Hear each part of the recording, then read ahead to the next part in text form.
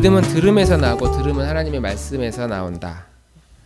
로마서 10장 17절 말씀입니다. 그래서 우리는 듣기 위해서 이렇게 모여서 하나님의 말씀을 듣고 또 좀 더 부지런함을 떤다면 성경책도 읽고 극동방송도 듣고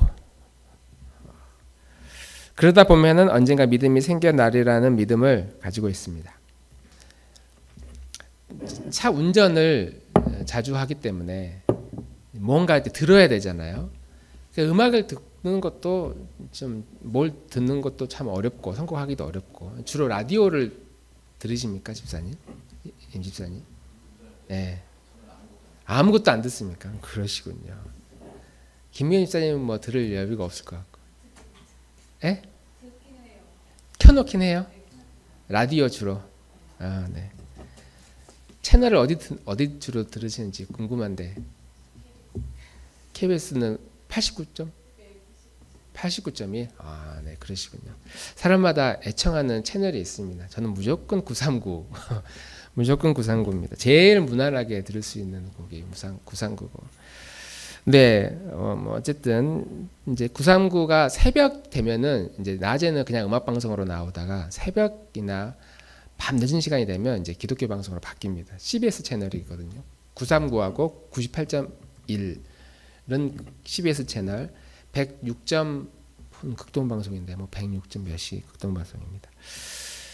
그래서 많은 어른들이 극동 방송을 주로 틀어놓고 CBS는 잘 안 듣습니다. 일반 가요도 나오고 또 찬양도 나오고 막 섞어서 나오니까 타락했다고 어른들은 생각하시는 것 같아요.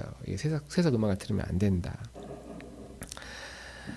그런데 이렇게 많이 듣는 것 자체가 우리의 믿음을 가져다 주는 것은 아니다. 지난주에 함께 말씀을 나눴습니다.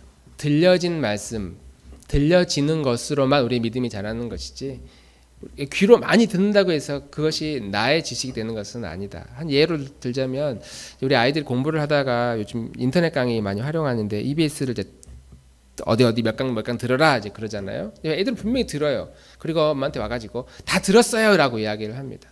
테스트를 해보면 하나도 알지 못해요. 그러니까 귀로만 들었기 때문에 난 다 들었다라고 생각하는데 실제로 평가를 해보면 아무런 지식이 없다.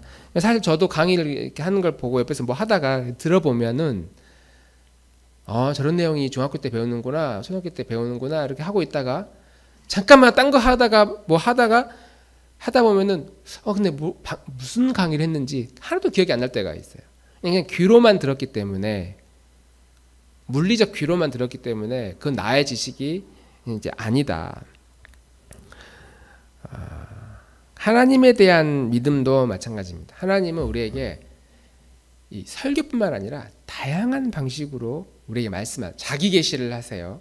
하나님, 내가 어떤 존재다라고 다양한 방식으로 이야기를 합니다. 자연을 통해서도 이야기를 하기도 하고 내 옆에 있는 사람을 통해서도 하나님이 이런 분이셔라고 말씀합니다. 나는 이런 존재야 라고 그렇게 말씀합니다. 그런데 그 하나님에 대해서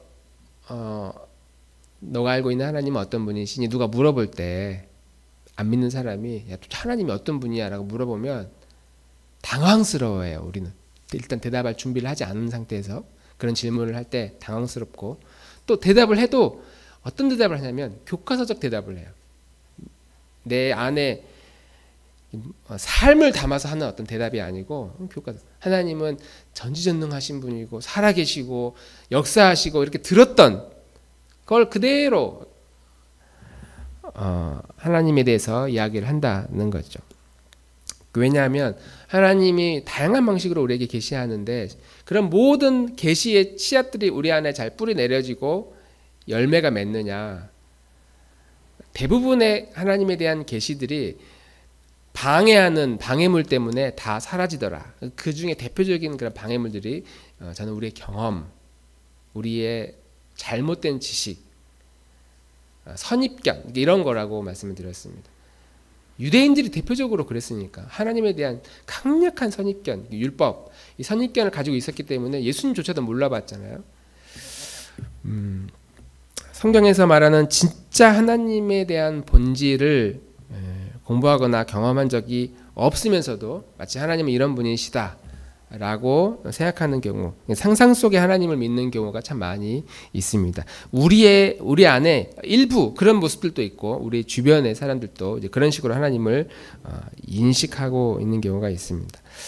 또는 과거에 하나님에 대한 어떤 경험이 있는데, 체험이 있는데 한두 번의 체험을 가지고 평생 울고먹는 사람들, 하나님에 대한, 또 언제 은혜 받았는지 하나님에 대한 존재에 대한 그런 깨달음 에 대해서 이야기를 하라고 하면은 20년, 30년 전 이야기를 하시는 그런 사람들이 있고, 그것이 마치 하나님의 전부인 것처럼 오해하는 경우가 있다.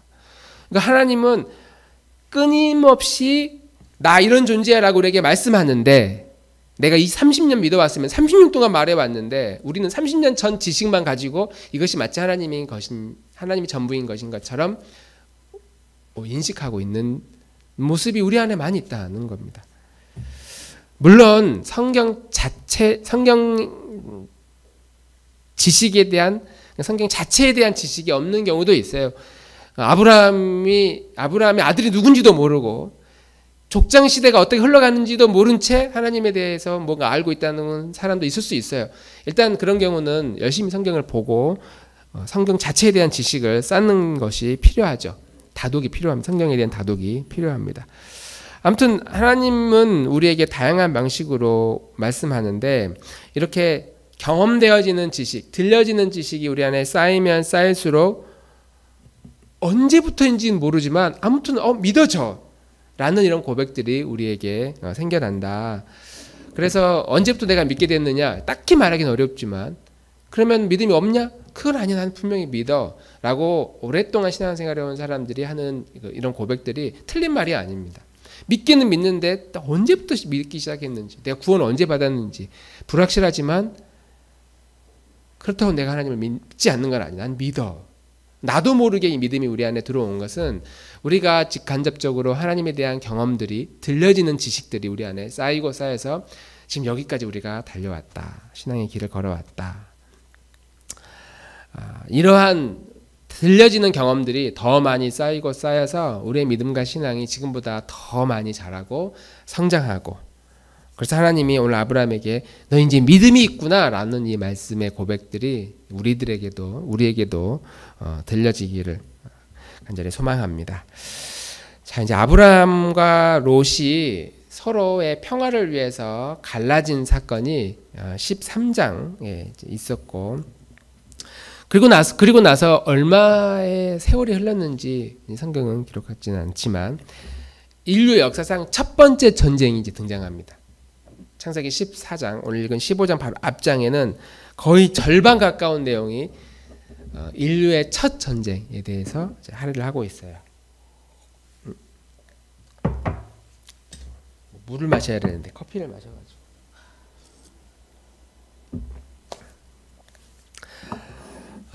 지금 전쟁이 남 이야기가 아니죠. 우리나라 남북한은 화약고라고 이야기를 하고, 누군가는 그 화약고에 불을 붙이고 싶어서 안달이 난 세력들이 분명히 있고, 이미 몇 군데 예상하지 못했던 곳에서는 전쟁을 통해서 이득을 보고자 하는 사람들 때문에 계속 불을 붙이고 옆에서 불을 지피고, 인류의 첫 번째 전쟁, 당시 성경의 오늘 본문에 나오는 이 가나안 지역, 지도가 지금 준비를 안 했는데, 가나안 지역은 도시국가였다고 말씀을 드렸죠. 봉건 제도는 아니지만 이렇게 수원과 같은 이런 도시들이 하나의 국가 형태로, 그리고 그런 도시국가들의 몇몇이 서로 연합해서 연합된 상태, 통일된 국가가 아니라 연합하고 있는 도시 국가들의 모임이 이 가나안 지역의 형태였습니다. 그런데 이제 이집트는 애굽이라고 하는 강대국이 있고, 당시 중동 지역은 아수르라고 하는 대제국이 그 지역을 점점 확장하면서 큰 힘을 펼치고 있었습니다. 그리고 그 아수르가 이 가나안 지역을 쳐들어왔는데 그 내용이 창세기 14장에 이제 기록하고 있습니다.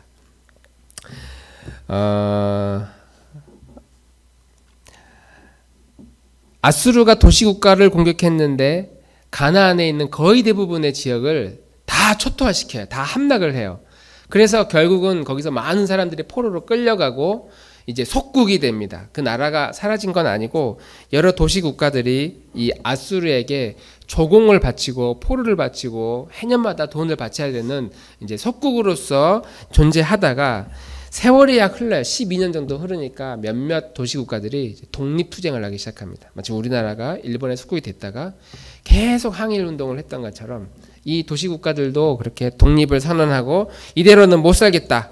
우리 더 이상 조공을 바칠 수 없다라고 선언하면서 전쟁이 시작됩니다. 그것이 14장 4절인데 같이 한번 읽어보겠습니다. 14장 4절 시작. 지난날에 이 왕들은 12년 동안이나 그돌라오메를 섬기다가 13년째 되는 해에 반란을 일으켰던 것이다. 14장 4절 말씀. 그 전에는 이 아수르, 이 그돌라오멜은 이 아수르 휘하에 있는 일종의 속국. 지금 러시아가 있고 우크라이나가 있고 그 사이에 어떤 나라가 있죠? 벨라루스라는 나라가 있잖아요. 근데 이 벨라루스는 거의 러시아 국가인데 그냥 위장된 형태로 독립된 형태를 띠고 있지만 거의 러시아의 석국처럼 러시아가 하는 걸 다 해주고 있잖아요. 이 가나안 동맹국들이 이제 몇몇이 반란을 일으킵니다. 13년째. 그러니까 이제 아수르 국가 중동 지역에 있는 그 대제국이 가만히 있겠습니까? 당연히 이제 전쟁을 일으켜서 이들을 치러 오겠죠. 그것이 14년째. 반란을 일으키지 않는 몇몇 가나안의 동맹국들과 힘을 합쳐서 치러 옵니다. 당연히 게임이 안 되겠죠. 가나안의 독립을 투쟁한 나라는 5개의 도시국가였고 아수르에 붙어서 친아수르. 뭐가 꼭 옳은지는 잘 모르겠지만 우리 입장에서는 왠지 친일 그러면 배신자들이라고 느끼잖아요. 그런 친아수르의 세력들이 강대국가와 힘을 합쳐서 자기들의 그 주변 도시국가들을 치러 들어오는 겁니다. 그런데 게임이 안 돼요. 아수르가 마치 인천 상륙작전에 성공한 이후로 인천부터 서울까지 하면서 전국을 싹 수복한 것처럼 게임이 되지 않습니다. 그래서 5절, 6절, 7절 이렇게 기록합니다. 같이 한번 읽어보겠습니다. 5절, 6절, 7절 시작. 14년째 되는 해에는 그돌라오멜이 자기와 동맹을 맺은 왕들을 데리고 일어나서 아스드롯 가르나임에서는 르바 사람을 치고 함에서는 수수 사람을 치고 사웨 기랴다임에서는 엠 사람을 치고 세일 산간 지방에서는 호리 사람을 쳐서 광야 부근 엘바란까지 이르렀다. 그리고는 쳐들어온 왕들은 방향을 바꿔서 엠미스밧 곧 가데스로 가서 아말렉 족의 온 들판과 하사손 다말에 사는 아무리족까지 쳤다. 지금 반란을 일으킨 5개의 그 가나안 족은 빼고 주변에 그냥 머뭇머뭇거리고 있는 다른 족들을 다시 하나씩 다 점령해가지고 다시 쑥대밭을 만든 겁니다. 조공을 잘 바치고 있었던 나라까지 포함해가지고 다 밀고 돌아서 방향을 틀어가지고 이제 본격적으로 반란을 일으킨 5개의 족장의 도시까지 이제 치기 위해서 지금 준비를 하고 있는 겁니다. 그러니까 이 전쟁 자체가 게임이 안 되는 전쟁이었죠.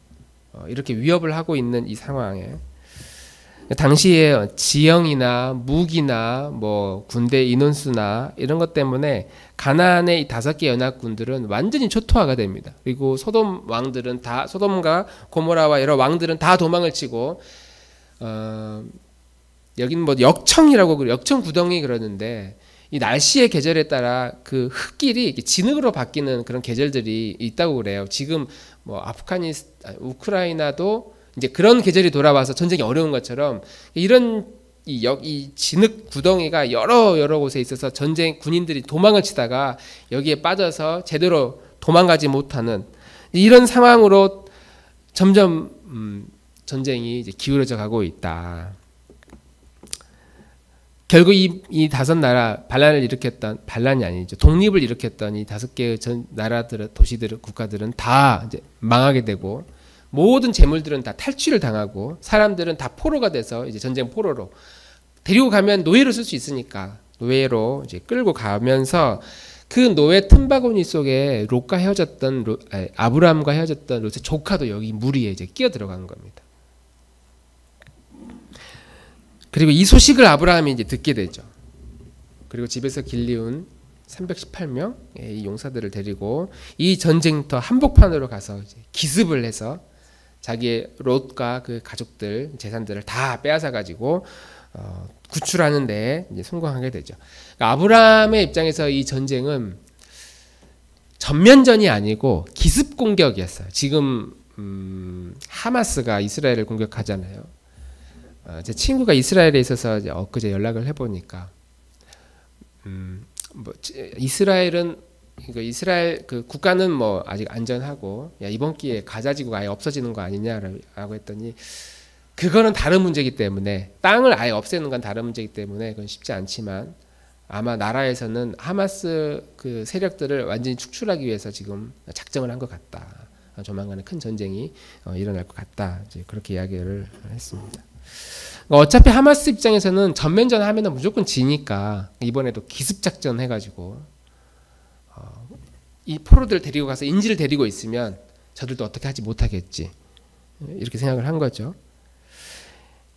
더 강력한 군사력을 가지고 있었던 아수르를 아브라함은 전면전으로 이길 수 없으니까 기습을 쳐서 성공을 했는데 이제 보복을 할 거 아닙니까? 아수르가 가만히 있겠어요? 자기의 재산을 공격을 한 이 득보잡이라고 할 어디서 이름도 들어보지 못한 어떤 지도자가 와가지고 기습을 했는데 이제 보복을 하는 건 시간 문제입니다. 군인들을 풀어서 정비해서 군인들을 풀어서 아브라함과 그 가족들을 언제 쓸어버릴지 알지 못하는 그런 상황이었습니다. 당연히 그런 상황에 대해서 아브라함이 정신을 차리고 나니까 이제 보복을 할 것 같다는 생각을 이제 하게 되고 그때의 아브라함의 심정이 어떠했을까?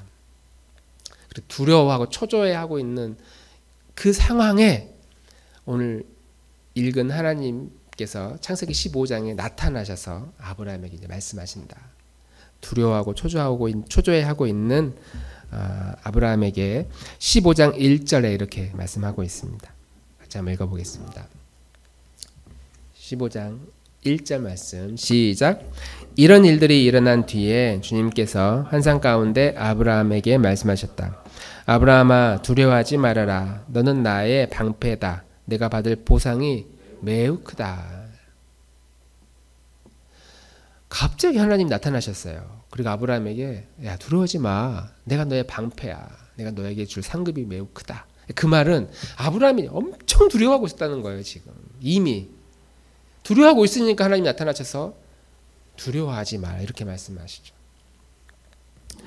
5개의 연합국과 4개의 연합국이 싸웠는데 가나안에 있던 자기가 가나안에 정착할 수 있도록 서로 상호 협력했던 그 도시 국가들의 왕들과 그 나라가 완전히 박살이 났습니다. 4개 국가의 연합국들은 어마어마하게 힘을 쓰는데 그걸 건드렸어요. 그 벌집을 아브라함이. 그러니까 현실은 시간이 흐를수록 언제 그들이 쳐들어올지 모르는 그런 두려움에 벌벌 떨고 있는데 그걸 보면 아브라함이 기습작전을 펼쳤을 때만 해도 뭔가 이 전쟁은 하나님이 나에게 허락한 전쟁이야. 우리는 반드시 승리할 수 있어요. 이런 믿음을 가지고 시작한 전쟁이 아니었다는 거죠.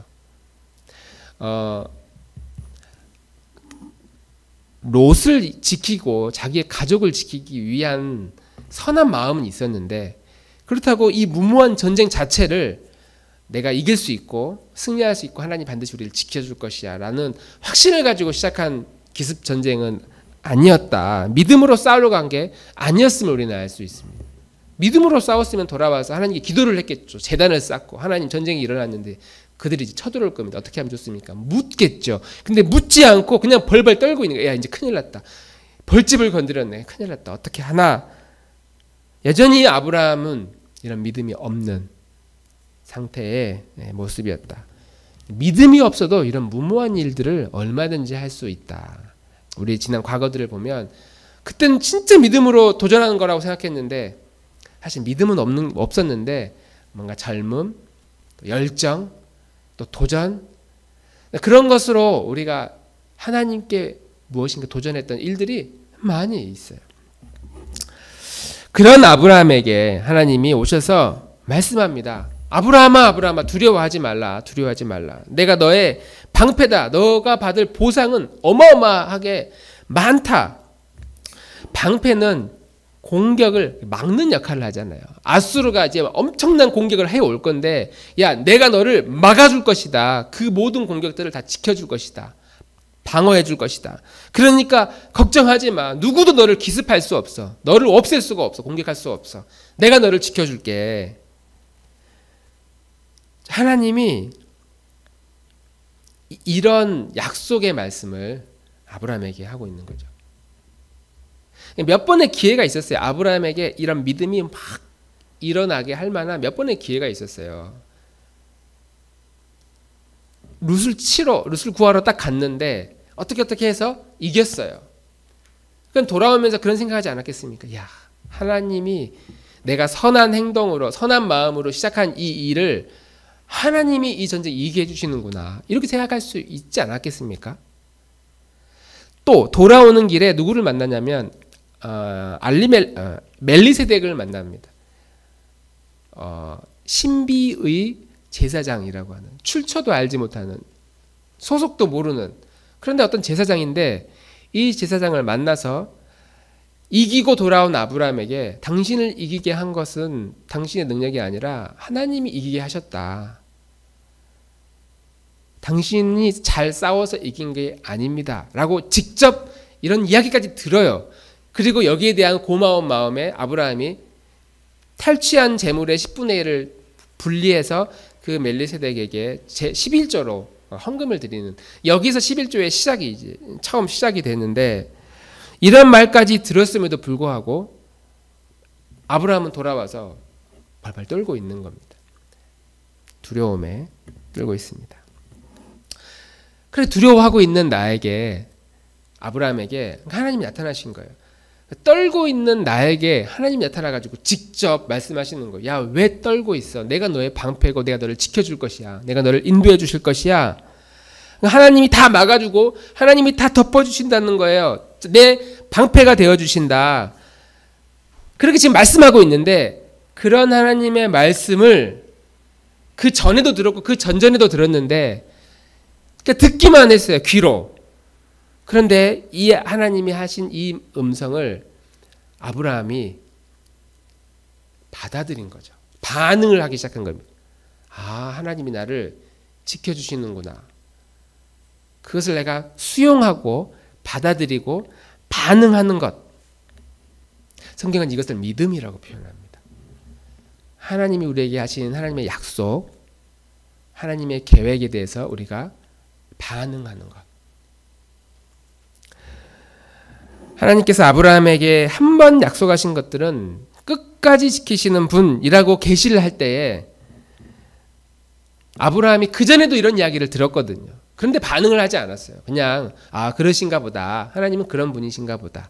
거기에 내가 반응하지 않았는데, 신실하신 하나님이 우리의 방패가 되어주신다는 그 하나님이 나에게 오셔서 그 말씀을 하시니까 똑같이 하나님이 나에게 나의 방패가 되어주시는구나. 하나님이 신실하신 분이시구나. 끝까지 나를 지켜주시는 분이시구나. 라고 하는 그 약속을 나도 동의해서 그래, 하나님은 끝까지 나를 지켜주시는 분이야. 어떤 환경에도 나를 막아주시는 분이야. 하나님의 그 신실하심이 지금 아브라함에게 이렇게 이동하고 있는 그런 모습을 우리는 보고 있는 겁니다. 그러니까 아브라함이 거기에 대해서, 하나님에 대해서 우리가 믿는다라고 할 때 어떤 믿음의 주체가 의지를 가지고 주여 믿습니다라고 하는 그런 믿음이 아니라, 하나님이 어떤 분이시냐? 하나님이 나를 지켜주시는 분이구나. 하나님은 신실하신 분이시구나. 한 번 약속하신 분은 끝까지 지키시는 분이구나. 그런 하나님의 지식에 대해서 내가 반응하는 것, 이것을 하나님이 보고 그래 너가 반응하기 시작했구나. 그걸 보고 너에게 이제 믿음이 있다 이렇게 표현을 해주시는 장면을 우리는 함께 나누고 있는 겁니다. 한마디로 말하면 믿음은 반응이다. 반응. 하나님이 어떤 분이신가에 대한 반응이다. 내가 믿음이 없어요라고 하는 것은 그 하나님에 대한 반응을 우리가 하지 않고 그거 말고 좀 더 정확하게, 좀 더 확실하게, 좀 더 손에 쥐어지도록 뭔가를 주세요라고 하는 것이고, 손에 쥐어지지 않아도, 내 눈에 보여지지 않아도, 확실히 내 마음에 들려지지 않아도 하나님이 어떤 분이신가에 대해서 우리가 반응할 수 있다면 바로 그것이 믿음이고 믿음의 시작이다라고 말할 수 있는 겁니다. 하나님이 어떤 분이신가, 하나님을 많이 알면 알수록 우리는 더 많이 반응할 수 있게 되겠죠. 그래서 하나님에 대한 지식이 우리 안에 들려지고 그 들려짐에 대해서 우리는 반응하는 것으로 우리의 믿음은 점점 자라고 우리 믿음이 생겨나게 된다라고 말할 수 있습니다. 우리 일상 속에서는 승리할 때도 있지만 실패할 때도 있습니다. 믿음으로 어떤 도전을 할 때도 있지만 믿음 없이 불안해할 때도 얼마든지 많이 있습니다. 믿음으로 헌금 많이 낼 때도 있었어요. 주머니에 돈 10,000원밖에 없는데 어떤 집회나 예배에 참석하고 은혜 받고 그 10,000원 다 털어가지고 하나님께 드린 적도 있는데, 그런 적도 있어요? 없으신가요? 그런 적 있을 거라고 생각합니다. 근데 더 많은 돈을 가지고 있음에도 불구하고 내가 이거 하나님께 다 드리면 나도 형편이 쓸 것도 많은데 하면서 갈등하는 우리 연약함들이 여전히 있다는 거예요. 예배가 많이 모여서 드리면 즐겁고 기쁘다가도 인원이 이렇게 줄면 우리는 불안해하고 또 외로운 마음들이 생기기 마련입니다. 우리 믿음도 똑같이 같이 줄어드는 거죠. 그만큼 우리는 연약한 존재입니다. 그럴 때마다 하나님 어떤 분이신가? 하나님 나의 방패시지. 하나님 한번 약속하시면 끝까지 그 약속을 지키시는 신실한 분이시지. 주님은 나의 산성이시지. 이 하나님이 그런 분이셔 라고 하는 그 하나님의 성품에 대해서 나도 똑같이 반응할 때, 그래 나도 신실하게 하나님의 약속에 반응해야지. 나도 방패 되신 그 주님의 약속을 믿고 나의 지켜주신 분이 다른 것이 아니라 하나님이라는 사실에 내가 조금씩 반응하고 그것을 받아들일 때, 그 받아들임을 보고 하나님은 우리를 그런 모습을 보면서 그게 의로운 존재다. 그것이 너의 믿음이다 라고 하는 거죠. 그래서 오늘 아브라함이 여호와를 믿으니, 아브라함이 여호와의 약속을, 여호와의 하나님 되심을, 하나님의 성품을, 그분의 방패 되심을, 산성이심을 받아들이니, 아브라함이 반응하기 시작하니 그 반응을 보고 이를 그의 의로 여기셨다. 우리가 믿음의 조상이라고 하는 그 아브라함조차도 이런 아주 사사로운, 또 누구도 예외가 될 수 없는 믿음이 우리에게 들어오는 그런 과정을 겪음으로 믿음의 조상이라는 칭호를 얻게 되었던 거죠. 그리고 궁극적으로 야 아들까지 바쳐 라고 말씀할 때에 그것까지 기쁨으로 반응하는 그런 믿음의 조상에 이르게 되었다. 그 고향을 떠날 때, 또 애굽에 내려갈 때, 또 가나안에 돌아갔다가 조카가 포로로 잡혀가서 그 전쟁에 뛰어들 때 모든 것이 다 믿음으로 하나님의 약속을 굳게 믿고 순종해서 그런 건 아니었다. 그냥 막연하지만 왠지 그렇게 해야 될 것 같아. 고향 우리가 떠나야 될 것 같아요, 아버지. 애굽에서 이제 다시 가나안으로 가야 될 것 같아요. 왠지 싸우니까 그래 너는 그러면 그쪽으로 가. 우리 서로 싸우지 말자. 그렇게 해야 될 것 같아요. 그게 믿음인지 아닌지는 아브라함도 몰랐는데, 그런 말씀에 조금씩 하나님의 약속에 반응하면서 순종하면서 나아가다가 점점 더 하나님의 약속에 신뢰하게 되고, 하나님이 진짜 신실하신 분이구나, 거기에 반응하게 되었을 때에 그때부터 처음으로 믿게 되었다. 아브라함에 대한 믿음에 대한 그 표현은 창세기 15장에 처음 나오거든요. 아브라함이 믿게 되었고 하나님이 그를 의로 여겼다. 이런 표현들이 15장에 나오게 되었던 것입니다. 오늘 아브라함이 하나님에 대한 이 반응과 그의 태도를 보면서 야, 드디어 너가 믿음이 생겼구나. 너가 나에 대해서 반응하기 시작했구나. 라고 하시는 그 하나님이 우리의 인생에도 이렇게 반응하게 되기를 간절히 소망합니다. 하나님이 우리의 인생을, 나의 인생을 끝까지 지키시는 분이구나. 끝까지 한 약속, 한 번 한 약속은 끝까지 지키시는 분이시구나. 내가 어떤 더 위기가 있을 수도 있지만 그분이 나의 방패가 되어주시는구나. 한번 약속하시면 결코 버리지도 않고 떠나지도 아니하시는 그 약속에 대해서 우리가 조금씩 반응을 하고 그 하나님의 약속에 대해서 그것을 받아들이는 태도를 취할 때에 하나님이 가지고 있는 그 신실하심이 우리에게 들어오고 하나님이 가지고 있는 그 방패의 능력이 우리에게도 들어오고 그리고 우리는 그렇게 없던 믿음도 생기고 믿음이 자라나서 언젠가 하나님 우리에게 이삭을 요구할 때조차도 그것조차도 믿음으로 드릴 수 있는 그런 훌륭한 믿음의 사람으로 우리를 세워줄 것이다. 하나님이 우리에게 방패가 되어주신다. 우리의 약속을 지키신다. 항상 나를 붙들어 주신다. 라고 하는 이 신실한 하나님의 약속에 우리의 마음을 다해 우리의 영혼을 다해 이 한 주도 반응하고 그런 하나님의 약속을 받아들이는 우리 나들목 교우들이 되기를 주님의 이름으로 축복합니다. 우리 함께 찬양하고 같이 기도하면 좋겠습니다.